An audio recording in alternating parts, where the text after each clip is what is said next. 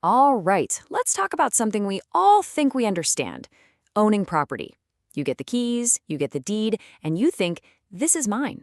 But what if I told you that owning your home isn't quite so simple? It turns out there are often these hidden strings attached. And today we're going to figure out exactly who's holding them.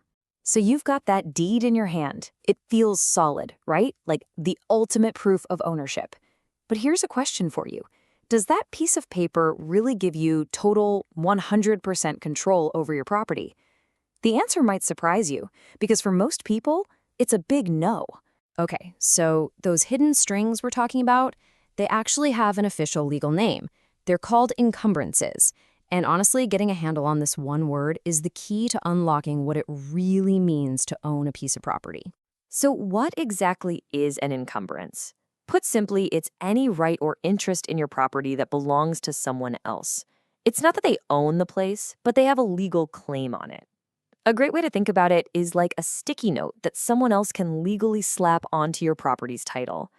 It's a heads up to the entire world that says, hey, pay attention, there's something going on here. Now, this might sound complicated, but here's the great secret to understanding it all. Every single encumbrance, no matter how weird it sounds, can be sorted into just two simple buckets. That's it.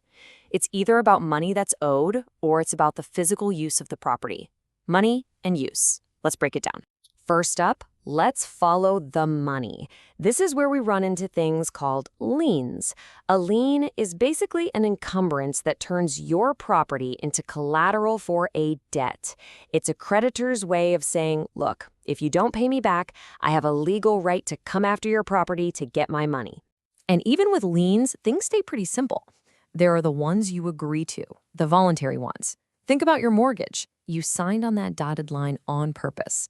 But then there are the involuntary liens. These are the ones that get slapped on your property without your consent, usually because of legal action, like if you didn't pay your taxes or you lost a lawsuit.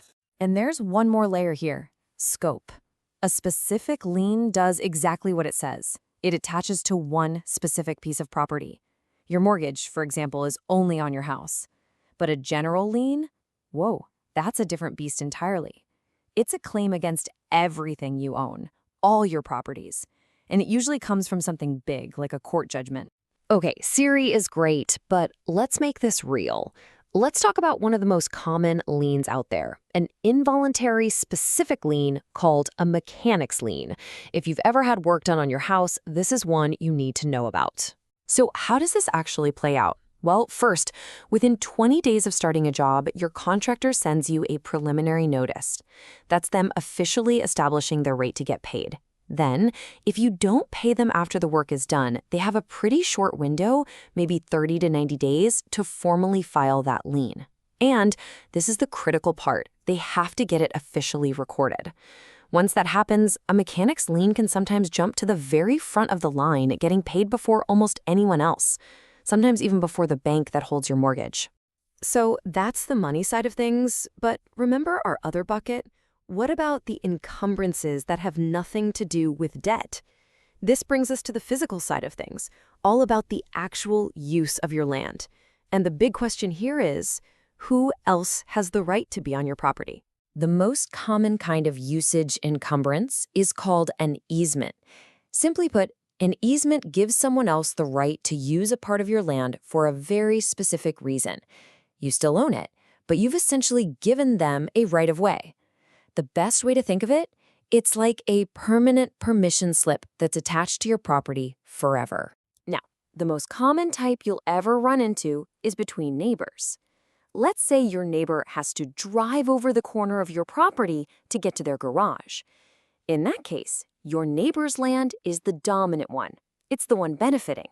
Your property is the servient one because it's serving their need.